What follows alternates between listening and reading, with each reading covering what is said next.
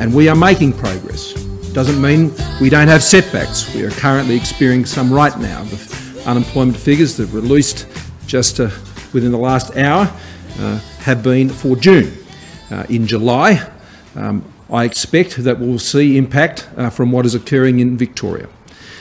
But what it has demonstrated in June, that as Australia has opened up again, as people have gone back into their businesses and opened their doors, as Australians have been endeavouring to live with this virus and to press on, then we've seen Australians get back into work. And this has been a core objective of our approach over these past many months. And it remains the focus of our approach, together with managing the health situation in Victoria and other states as outbreaks and other challenges emerge. Of particular importance in the figures that we've seen today is that of the 210,000 jobs added in June, 60% of the jobs regained were for women and 50% of the jobs regained were for youth. Underemployment has fallen and we've seen an improvement in hours. The majority of jobs obviously were in part-time employment, not in full-time employment. That's to be expected in the economic situation that we've seen emerge over these many months. But what I'm encouraged by about that is the flexibility that we've seen in the labour force has meant that it's been able to keep people in jobs. Maybe not as many hours as they once had, but they're still in jobs. And even better, the people who were working alongside them are also still in a job because of those flexible arrangements that have been in place for employers to keep more and more people on. Now, these are not ordinary times, still by a long shot. And the government's responses, both in our thinking and the measures that we've delivered, have certainly not been ordinary. We must continue to adopt this approach as we deal with the virus, as it impacts us here in Australia, as indeed it impacts around the world. We've got to deal with what's in front of us each and every day, as we are with the situation in particular in Victoria, but as well as in New South Wales, where I've been in constant contact with the premiers and the health officials in recent days, as is our normal practice. But we've also got a plan for the way ahead. We have delivered much needed support over these many months through a raft of programs: Job Seeker, JobKeeper, Home Builder, the important programs we've put in for the entertainment sector most recently, the supports we've provided in the childcare sector, the supports that we've provided with the cash flow assistance to businesses.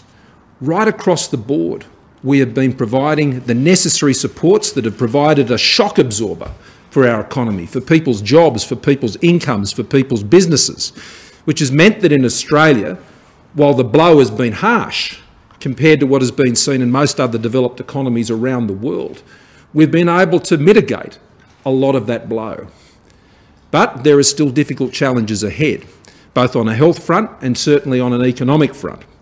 And one of the key challenges that we have been working through as a federal cabinet, as our cabinet together here with Michaelia Cash, Senator Cash, but also in the national cabinet with all the state and territory leaders, has been the need to ensure that as we build back and through the COVID economic recession, that we are not only providing the economic supports for people to get through each day, but we're helping them to make the adjustments for the future.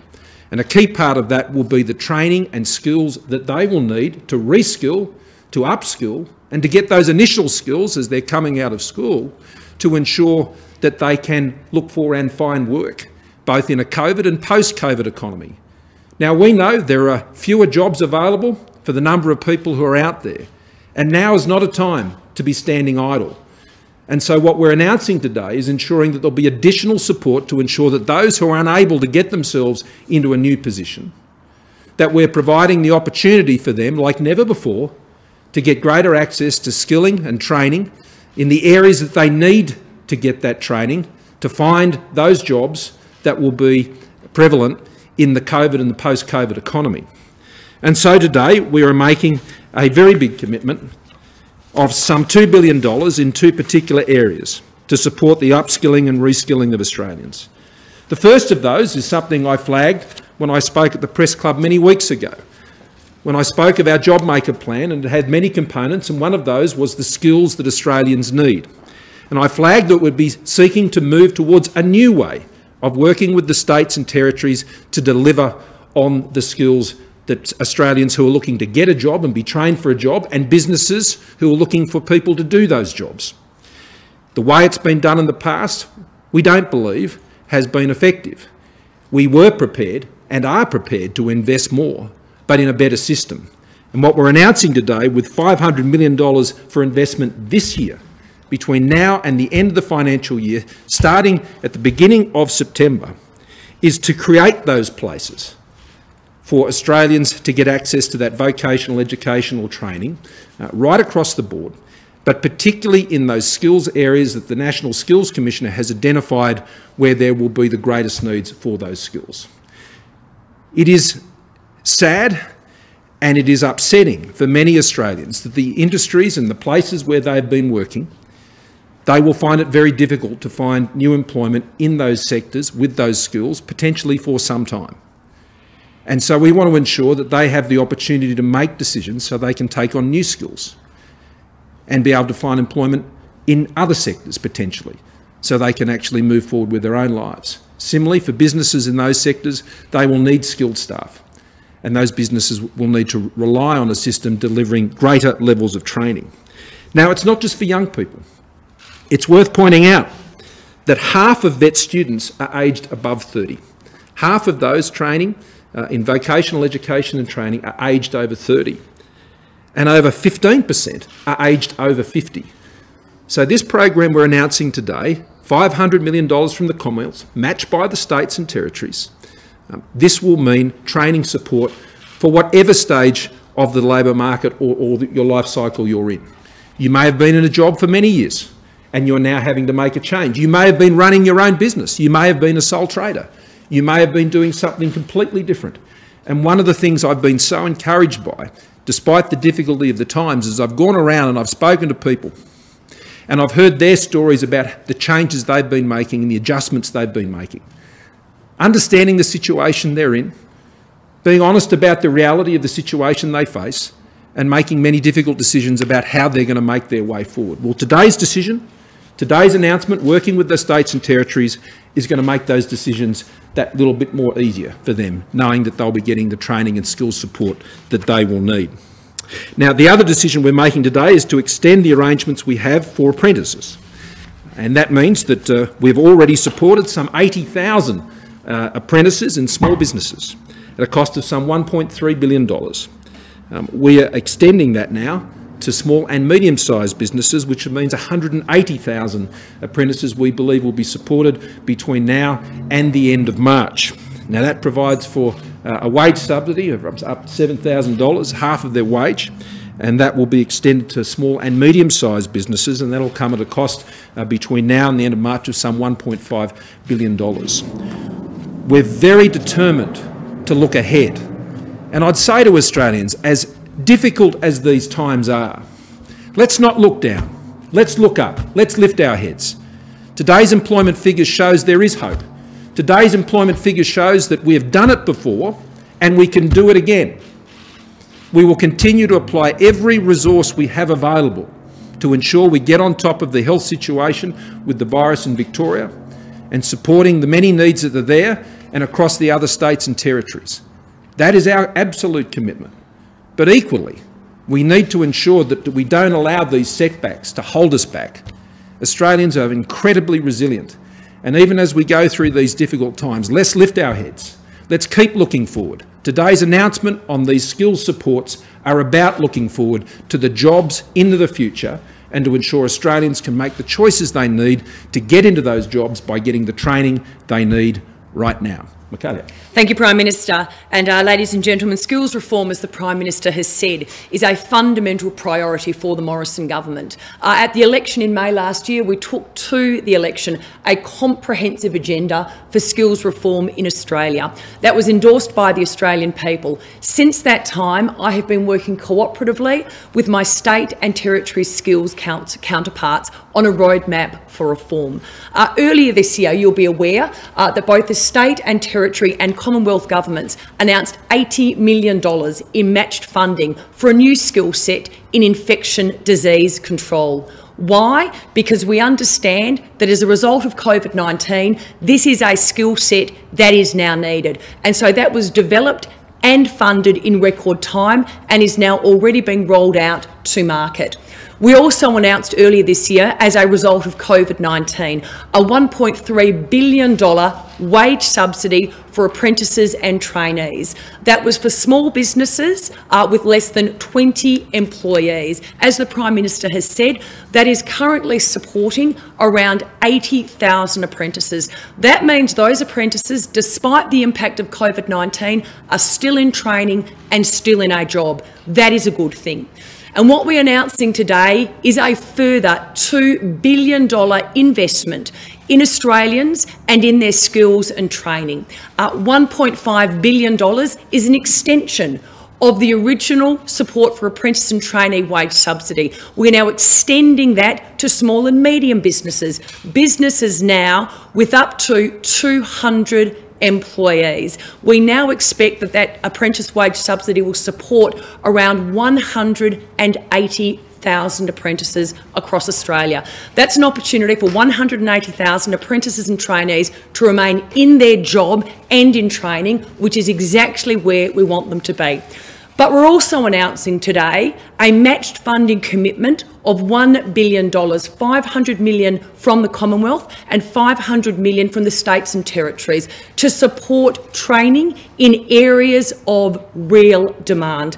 I am now working constructively, as I have done now since the election, with my state and territory counterparts to put in place bilateral agreements.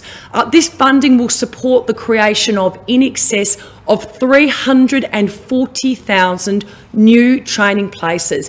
And the key to this announcement is that we will work with the National Skills Commission and state and territories to ensure that the training that is being funded is in areas of demand. We want to ensure that Australians, when they put their hands up and say, yes, I want to undertake a vocational education and training qualification, they know they are training for a job.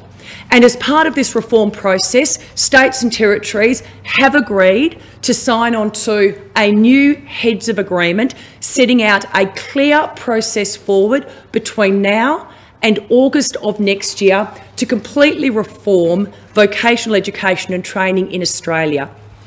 You'd be aware that the current funding arrangement is just not getting the outcomes that Australians and employers deserve. Under the agreement that Labor put in place, the Commonwealth merely places $1.5 billion into it each year. There's no line of sight, there's no transparency, there's no KPIs. There's also no commitment from the states themselves to actually have to put any funding in. So we are now going to work, again cooperatively, with the states and territories to put in place a new funding agreement that ensures that funding is directly linked to skills, relevance and ultimately jobs, because that's what we're all about as a government, ensuring that Australians are trained for the jobs of both today and tomorrow. Cool. A couple of months ago in this courtyard, when we spoke about, or you spoke about lifting the economy restrictions in 3 steps towards mid-July, you said there would be setbacks and mistakes made. At the time, did you anticipate something of the scale of Victoria in terms of the size of the outbreak and the need to reimpose restrictions to the extent they've been reimposed? The extent of the outbreak in Victoria is beyond what we would have hoped would have occurred. I think that's fairly self-evident, and that is why you've seen the scale of the response from the Commonwealth to support Victoria, and that has resulted now in over 1,000 now ADF personnel now being rolled out, which we've been speaking to the Victorian Government about for some time, and we appreciate them accepting that, and that's now being put in place. A key part of that task, I mean, the thing that the ADF can often bring is when problems move to a whole new scale, their logistics and management capabilities are very strong. And we've got to get on top of the tracing challenge in Victoria, and ensuring that we have senior level support out of the ADF to support the Chief Health Officer in Victoria and Deputy Chief Health Officer who's running that task, I think is very essential. I made a comment yesterday, I think it was, that it's important we get on top of those regional cases as well, particularly while they're still at relatively quite low levels. And I'm keen to see the statistics improve on that front as well. But the Victorian situation is very concerning. But as I think the Chief Health Officer in Victoria was remarking today, they are, I think, hopeful that what we're seeing is those figures starting to level out. I said yesterday that I thought this would still be at a high level for some time, but as the effects of the lockdown, I think, kick in, then hopefully we'll see those new case numbers fall. And so, yes, it is a big setback in Victoria. In New South Wales, I'm encouraged by the information and news that I'm getting from the Premier there and from the Health Minister, who's just been in a meeting, I think is still in a meeting with all the other health ministers around the country right now, looking at how they can further support the situation in Victoria. But in New South Wales, they've moved incredibly quickly. I think to do the detective work on what has happened at the Crossroads Hotel, which will always be known both literally, I think, as well as figuratively in its name. But that demonstrates, I think, in New South Wales how effectively your states can respond to this. And the best protection against the virus, to live with the virus, to live alongside the virus, and to open up your economy. You don't protect your economy by continually shutting things down. That's what you have to do when things get to the point they have in Victoria. But you can continue to move forward in the way that New South Wales is demonstrating by building that capability for tracing, for testing and so on. And that's been quite effective in this case, and hopefully we will see that situation continue to prove as well. But as we know, there are no guarantees. We're always in uncharted waters. Yeah, David. The package today offers the wage subsidy for apprentices who are in work today, but it doesn't have an incentive for employers to take on new apprentices in the months ahead. But we're going to see school leavers who leave who don't want to go to university, who might otherwise be jobless if they didn't have a chance to take up an apprenticeship. So are you looking at further help for those who are going to be leaving school at the end of this year who will need more options? Well, there's 340,000 training places in this package that runs from September through till the end of June. That doesn't just support those who have left the workforce through no fault of their own, but that also is supporting school leavers as well at the end of this year. And it's important for people, if they want to take on new apprentices, that they're able to hold their current apprentices, and that is the most urgent need as we speak right now. But Michaela, do you want to add to that? David, certainly in terms of the types of courses that will be funded, we'll be working with the individual states and territories depending on what their labour market needs are. So you may find some states would prefer to fund pre-apprenticeships and short courses, while other states that I've been talking to have said we'd like to fund full qualifications. So certainly there is the spread of courses depending on what your particular state or territory has in demand. And in particular, as the Prime Minister has said, for young school leavers at the end of this year, doing a pre-apprenticeship, what a great way, what a great entree into what could potentially be an apprenticeship. I should confirm that so far, New South Wales, Tasmania and South Australia, Queensland, the Northern Territory and the ACT have all either fully signed up, completed the paperwork, or the pen is heading to the paper as we speak. Victoria, obviously, are dealing with many other issues at the moment, and Dan and I have had quite a few very good discussions about this. In fact, it was Premier Andrews very early on in the piece in the National Cabinet, together with myself, who was really pushing this as an item that really had to be firm on the National Cabinet's agenda. So we're having very positive discussions with Victoria, but we appreciate they've got some other challenges. Yeah. Also on apprentices, what evidence has there been in recent months that apprentices have been laid off? And PM, what would you say to someone who's approaching the end of school, what sort of job they should be looking for, given what you know about the challenges ahead in the years ahead. Michaela, do you want to cover those? In relation to apprentices, the data, the most recent data that the Commonwealth has, shows that just under 6% of apprentices, and there's around 260,000 currently in training, apprentices and trainees in training in Australia, have either been suspended or cancelled. So that's around 16,000. But that is why the wage subsidy, the support for apprentices and trainee wage subsidy, was so important, because it is currently supporting around 80,000 of those apprentices, bearing in mind some will also be on JobKeeper. But it also shows why the decision and the announcement today to extend the wage subsidy will ensure that up to 180,000 are kept in their job or in training. But it is around 16,000, or just under 6%, have been suspended or cancelled. We've had 80,000 supported by the program. Absolutely, 80,000 supported by the program. We also have obviously the rural and regional wage subsidy that was snapped up overnight when it was announced. That created in excess of 3,300 places. We obviously had the incentive in terms of our election commitment last year to create an additional 80,000 places. So the figures are looking okay. So Job Trainer works hand in glove with JobKeeper, Job Seeker. They all work together to deal with those who are either in a business that is able to keep them connected to that business, to those who have to go onto Job Seeker. This provides both two pathways, one into training through Job Trainer, one into hopefully new employment in those sectors which are in a position to take on new staff. And in relation to your second question, my advice to young people is to look forward, not to look back. And that's what the National Skills Commission initiative and the National Careers Institute initiative is all about. These were reforms that came out of the Joyce Review that was done before the last election, and that we have been implementing since that election.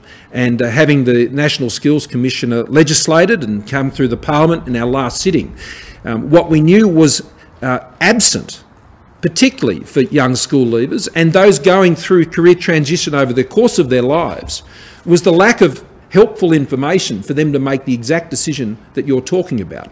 And too much of our skills identification, which is being done both through the migration program and through the employment programs, has been looking in the rear vision mirror. And it's looked like what has been needed in the past rather than what is needed in the future. And so the research and the economic work which is being done by Adam Boynton as the Skills Commissioner is to actually give young people the answer to that very question. And there are a whole range of new opportunities. If you're down in South Australia, the Premier Marshall is building that state, and particularly Adelaide, as a cyber security hub. There's also the National Space Agency there, and I could talk a lot more about Lot 14. It's an exciting project. But premiers are pursuing different focus in each of their states, and the skills that will be identified as part of this process will match that process that the states are doing. But the problem in the past has been it's been looking too much in the rear vision mirror rather than through the front windscreen. As we come out of this COVID crisis, as we work through the COVID crisis and the COVID recession, we must keep looking forward. The Job Trainer. Yep. Even prior to the pandemic, there was a fairly large decline in the number of businesses taking on apprenticeships and internships. One of the many reasons they gave for that was that there weren't jobs on the outside of that. Once they finished, there just weren't the jobs there, and they were concerned that if they took on apprentices, there wouldn't be anywhere for them to go once they finished their training. How confident are you that this program will reverse that decline, first of all, but second of all, actually create those jobs on the outset? Well, jobs are created by businesses and an economy that's growing. They're not created by training programs. They're created by businesses opening their doors, employing people and doing better than they are today. And certainly before we went into the COVID crisis and the COVID recession, we had seen 1.5 million jobs and more created since we were first elected, and a large number of those jobs were for young people. And so we were seeing employment created in our economy. It was one of the biggest successes of the economy at that time. And what we've seen in today's job numbers is the ability of the economy to restore those losses. I mean, we have seen a restoration of those 210,000 jobs. We've returned around a third of the jobs lost by youth by June, and around a quarter of the jobs that were lost by women. Now, that was after of those 874,000 jobs that were lost overall. We have seen the biggest return of those jobs in June in those sectors most affected. And you would have seen that in the payroll data that came out earlier in the week, where you saw the strongest surge back being in those amongst young people. Now, this is something that we thought would happen, and I'm very pleased to see that it has happened, but it could just as easily be impacted by more recent events, and we'll keep monitoring that closely. But where there is a need to further invest to support young people or people of any age as they're looking to transition as a result of the economic shocks that we've experienced in recent months, then as a government I think we've demonstrated time and again that we have been prepared to do what it takes. We have not been locked in thinking of the past or constrained in any way. We are just solving practical problems with practical solutions. Kath. You've said that the unemployment numbers or the employment numbers today give cause for hope, and just picking up the analysis you've just made about the recovery in the jobs market, do they also underscore the importance of having income support that ties workers to jobs in the way that JobKeeper does? Well, income supports, I've said now for months, they've been very necessary over the course of this COVID recession, and they will continue to be necessary. And I've flagged now for months that there would be a further phase of this. But it will be targeted, it will be demand-driven, it will go to those who are most in need, and the Treasurer and I will have more to say about that next week. We've been putting further touches on that just over the last few days to ensure that the decisions that we've made are as timely and as targeted as possible. One of the great challenges as we manage through this crisis is there are so many unknowns, there are so many uncertainties, and to have a very clear-eyed view about what the world will look like in a few months from now is not an easy task, but we believe we've been able to fine-tune those decisions well over recent weeks, taking into account the advice that we received from the review, and we look forward to making those announcements next week. Victoria's Chief Health Officer has said that he'd love to have the debate about elimination versus suppression. Is that up for debate? What is National Cabinet's position on it? The National Cabinet's position has always been an aggressive suppression strategy, and that remains our view, and it's certainly the view of my government. I'd refer people to the Deputy Chief Health Officer's article today, which I think sets out the arguments very well. If you're looking at an eradication strategy, not just the economic impacts, and let's note that those countries have pursued that, have suffered far greater economic hits than Australia has. So you're talking about, hundreds of thousands of more people unemployed for a start, and other businesses closed and livelihoods destroyed. And then you've got to weigh that up against what it actually achieves.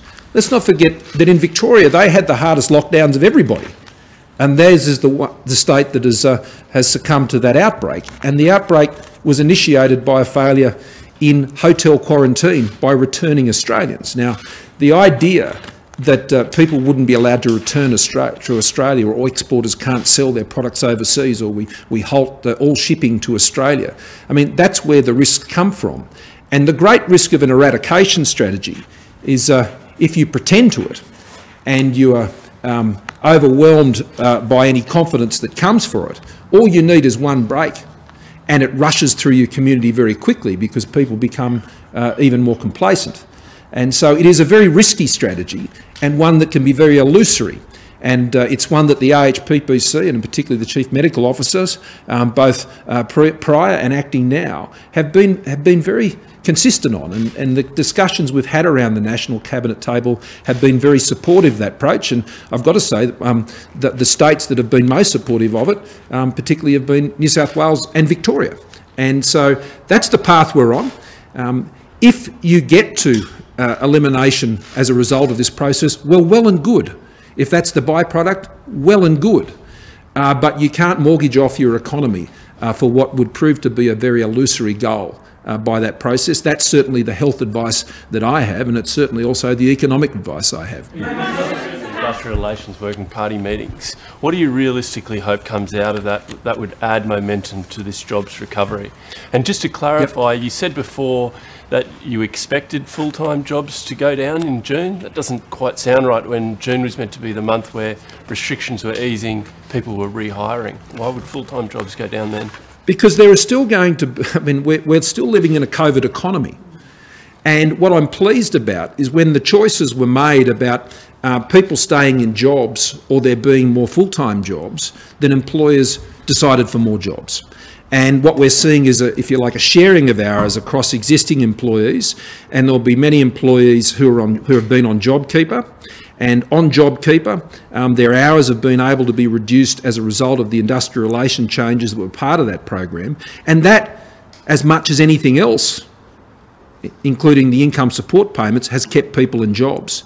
I've got to be very clear about this. If we return to the inflexibility during the course of this crisis of the industrial relations arrangements that existed prior to the introduction of JobKeeper, then Australians will lose their jobs. It will put people on the unemployment queues because the businesses will not have the ability to ensure that that work is able to be provided to more Australians to keep them in their jobs. Now, we're working constructively to that end, and as economies, businesses, particularly those who are rebuilding, and they would have seen their turnover improve, they will still, I think, benefit from having those flexible arrangements which will keep more and more people in jobs. There are two parts to what we've been doing on income supports. There's the fiscal side of it, there's the check, but there is also the flexibility that has been provided to employers that has enabled them to keep people in jobs. And I think what you've seen today in today's employment numbers is exactly that outcome. It's the combination. Now, as we know, the effective rate of employment is likely to be far higher than what is illustrated here in these numbers, and the Treasurer and I and the Employment Minister have not been shy about pointing to that fact. We're not seeking to understate that. Of course, that is disappointing, but another factor that's important in today's numbers is the lift in the participation rate. That is very welcome. That means that more people went back out there, and we want to keep seeing more people going back out there, and that's why it's important to keep going forward and to not put our heads down and not to adopt a defeatist attitude in relation to the virus. That is not the Australian way, and it's certainly not my government's way. Yeah, Rosie. Does Australia back the US in saying China has no legal grounds to its 9-line claim in the South China Sea, which it's using to impose its will on the region? And what will Australia do to safeguard the rules-based order in the South China Sea and the territorial rights of our Southeast Asian nations? Well, Australia's played a very constructive role in relation to the South China Sea. We had an observer status when the matter was being considered, and we've continued to advocate very strongly for freedom of navigation through those waters, and we've been very supportive, whether it's been of Indonesia, or I remember standing next to Prime Minister Phuc in Vietnam, and commending him on the strong position that he has taken when it is in relation to their interests being compromised in relation to the South China Sea. So, look, Australia will continue to adopt a very supportive position of freedom of navigation in the South China Sea. We back that up with our own actions and our own initiatives and our own statements, but we'll say it the Australian way, we'll say it the way that's in our interest to make those statements, and we'll continue to adopt a very consistent position.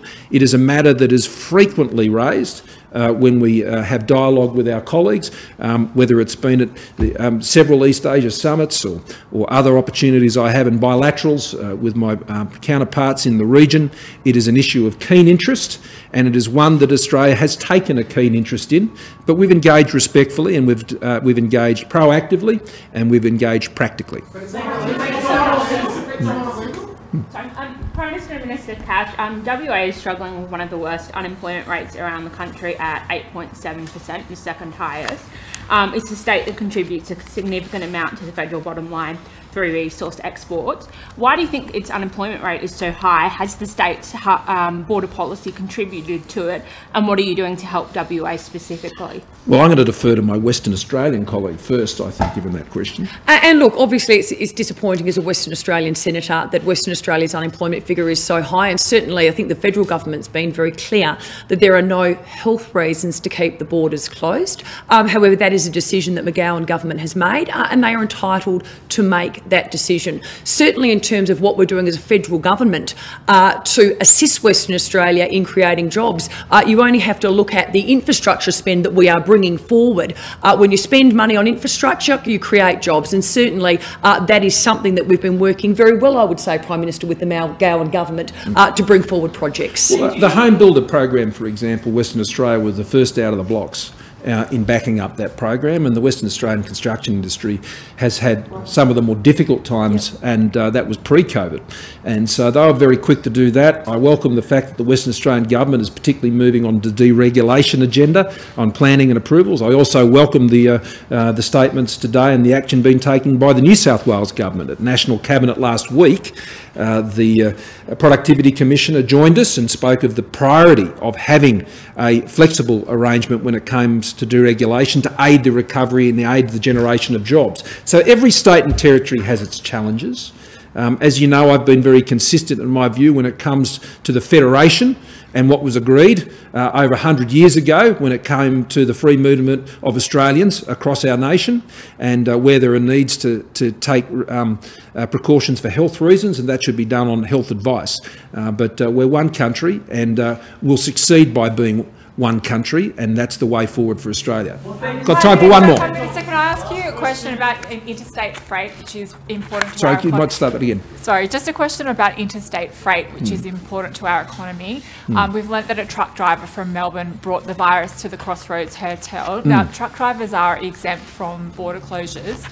Should they be subject to a new public health order to stop them from going to pubs and interacting with lots of people? Well, look, there's a couple of issues here. One is how an initial outbreak is first identified and where individuals are appropriately traced on contacts, then that is your first defence against the very things that you're talking about, that people don't get in the truck in the first place because they've been a known contact of someone with a case. Then that is your defence against that. And that wouldn't just apply to truck drivers, it applies to pharmacists, it applies to doctors, to nurses, to police officers, members of parliament, everybody. This is why the tracing is so important, and to have the capability not just to make the calls and to trace the calls, but it is also to ensure that the way that workload is managed is appropriately tasking all the resources there to make sure you keep up to date with it. And so the key defence as we move forward is to ensure that you have the testing and the isolation of those cases that are positive and the prompt tracing of all of those cases. New South Wales has done incredibly well on that on the Crossroads case in recent days, and I think that will have prevented the flow-on, potentially, of other cases that could arise in the type of circumstances that you're talking about. But the industry, I'm sure, will continue to look at that, as will the Chief Health Officers, as will our Chief Medical Officer. And if there is a need for any further measures along the lines that you said, I have no doubt that they will make that recommendation to the Premiers and I, and we would act on their advice, as we've been very consistent in doing all the time. But for now, we will leave it at that. And for all those young people, for all those older people, for whatever age you are in our workforce, we know that this is one of the hardest times, if not the hardest time in your life you've experienced out there in the labour market. And we want you to know that through Job Trainer, through Job Seeker, through JobKeeper, the Australian government is right there. We're there quickly, we're there with the sort of support that you need to enable you to hopefully get back into a job. But if not, to give you the skills you need to get into that job, that will be there. But most of all, Australia, let's keep our heads up. Let's not let our heads go down. Let's keep our heads up and let's keep going forward. Thank you all very much.